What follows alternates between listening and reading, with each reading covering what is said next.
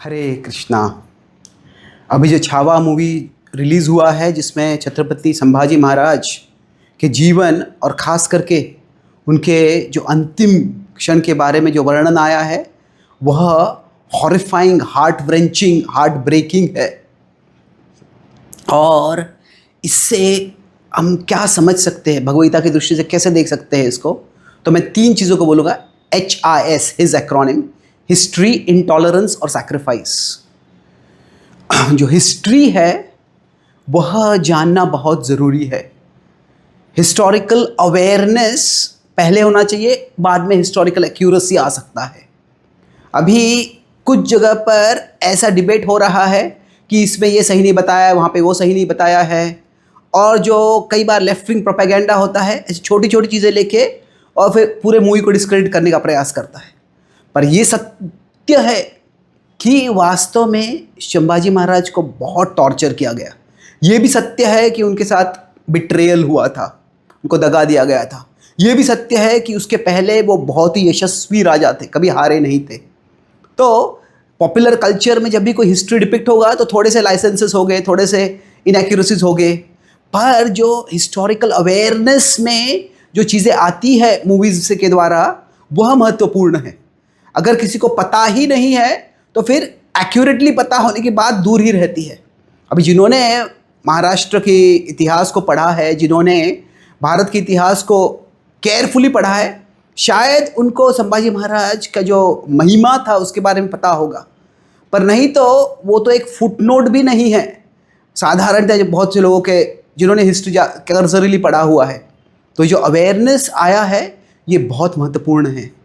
जब हमें हमारे इतिहास में ही किस प्रकार के महान व्यक्तियों ने किस प्रकार का त्याग किया है, जब ये पता चलता है तो ही हमारे जो संस्कृति है, हमारी जो लेगेसी है वो रहती है। एक व्यक्ति जो होता है वह वास्तव में उसके मेमोरीज से डिफाइन होता है कि हमारी जो यादें हैं, भगवद्गीता पूरी बताती है कि क्या है, हमारे यादें ही हमारे इस जीवन की वो चीज़ है जो हमारे साथ जाएगी। सारी बाहर की चीज़ें जो है, संपत्ति चली जाएगी, पर हमारी यादें जो है वो रहेगी, उसके द्वारा हम आगे जाएंगे। तो उसी तरह से जैसे इंडिविजुअल का एक मेमोरी होता है, उसी तरह एक सोसाइटी, एक कल्चर, एक कंट्री का मेमोरी होता है। और अगर जैसे हम देखते हैं किसी को डिमेंशिया हो जाता है, उसकी मेमोरी वाइप आउट हो जाती है, तो फिर वो कार्य ही नहीं कर पाता है।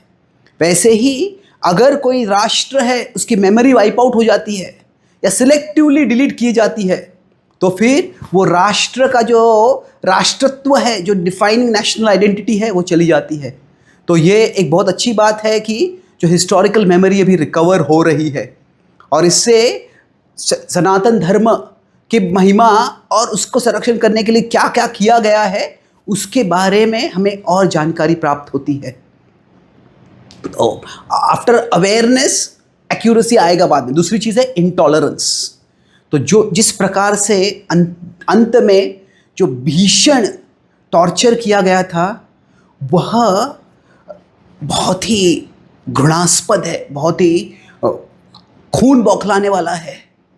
अभी कई बार लोग ऐसे बोलते हैं, अगेन लेफ्टिस्ट स्कॉलर्स ही इसमें प्रधान है, कि हमें हिस्ट्री से वो ही देखना चाहिए जो आज के समाज में शांति बनाए रखे, और इस तरह से हिस्ट्री का सिलेक्शन होता है।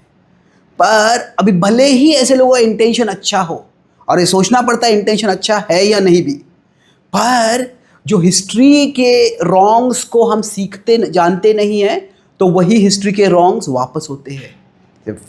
कहा गया कि those who don't learn from history will learn with their own life becoming the history that will teach others. तो जो इंटॉलरेंस है यह विश्व के इतिहास में हमेशा रहता है। कभी धर्म के नाम पे आता है, कभी किसी और आइडियोलॉजी के नाम पे आता है, पर जब इंटॉलरेंस आता है ये मानवता का शत्रु है। तो कई बार इसको एंटी इस्लामिक बोल के इसको ऐसे चीज़ों को इस्लामोफोबिया बोल देते हैं, और फिर उससे होता क्या है कि इसको थोड़ा बताते ही नहीं है। पर इससे परिणाम 3 प्रकार से घातक होते हैं।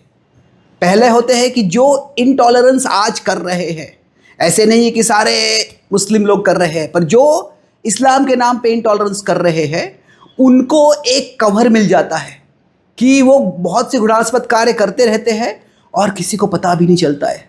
अभी यूरोप में अभी काफ़ी कंसर्न हो रहा है, इंग्लैंड में ग्रूमिंग गैम्स जो हुए थे, जो पाकिस्तान से लोग गए थे, उन्होंने जो किया था, अभी उसका अवेयरनेस हो रहा है। सरकार भी अभी तक उसको छिपाने का प्रयास कर रही है, और पर अभी सोशल मीडिया के कारण, खास करके ट्विटर के कारण ये बाहर आ गया है। और जो इलेक्शंस में भी पॉलिटिकल लेवल पे अपहीवल हो रहा है, तो यह जो है इंटॉलरेंस हर जगह पे हो सकता है।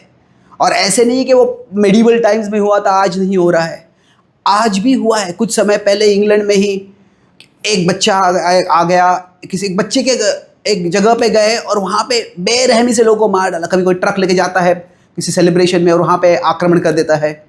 और यह तो यूरोप में हो रहा है, भारत में और भी होते रहता है।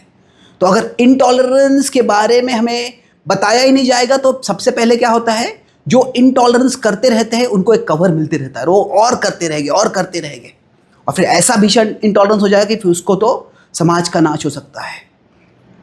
दूसरी चीज़ क्या है कि उससे जो सोसाइटी के, हिस्ट्री के, कल्चर के रिसोर्सेज है वो प्रोटेक्शन नहीं होता है। जिनको सतर्क रहना चाहिए वो सतर्क नहीं रहते हैं। जो अभी गाज़ा के टेररिस्ट ने जो किया इजराइल में, तो उसका बड़ा हिस्ट्री हो सकता है, पर जो उन्होंने किया, फेस्टिवल में लोग आए थे, उनको मार डाला बेरहमी से, तो वो ब्रूटल था। और गार्ड लोअर हो गया था इसी कारण इसराइल का, उन्होंने टेक्नोलॉजी पे डिपेंड किया था, उन्होंने प्रोटेक्ट नहीं किया था प्रॉपरली। उसका इंक्वायरी होगा बाद में, कुछ पता चलेगा। पर पॉइंट ये है कि अगर इनटॉलरेंस के बारे में पता, हमें जानकारी नहीं होती है, तो जो इनटॉलरेंस के विक्टिम्स होते हैं वो सतर्क नहीं रहते हैं, और फिर उन पे बहुत घातक हो सकता है।